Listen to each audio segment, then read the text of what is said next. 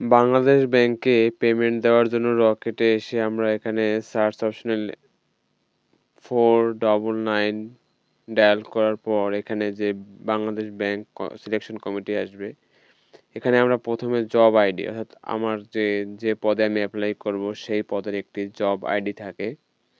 তো সেই আইডিটি আমরা সার্কুলারে দেখে নেব, সেটি এখানে লিখব এবং সিভি যে আইডি থাকবে সেই আইডির প্রথম অংশ অর্থাৎ হাইপেনের আগে যে অংশ থাকবে সেই অংশ লিখব। তারপর নিচে দেখুন সেলফ এবং আদার।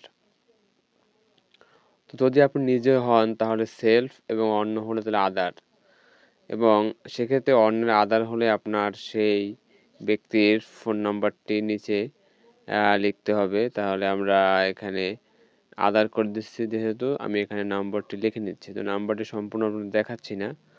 তো এখানে দেখার পরে আপনার অ্যামাউন্ট দিবেন 200 টাকা। তো 200 টাকা অ্যামাউন্ট হলে যে পরিমাণে অ্যামাউন্ট চাবে সেই অ্যামাউন্ট, তারপরে আপনি এখানে আপনার পিন নাম্বারটি দিবেন, দিয়ে জাস্ট এটা দেবেন এখন। তাহলে দেখুন এখানে রিসিপ্টের উপর ক্লিক করলে আপনার এখানে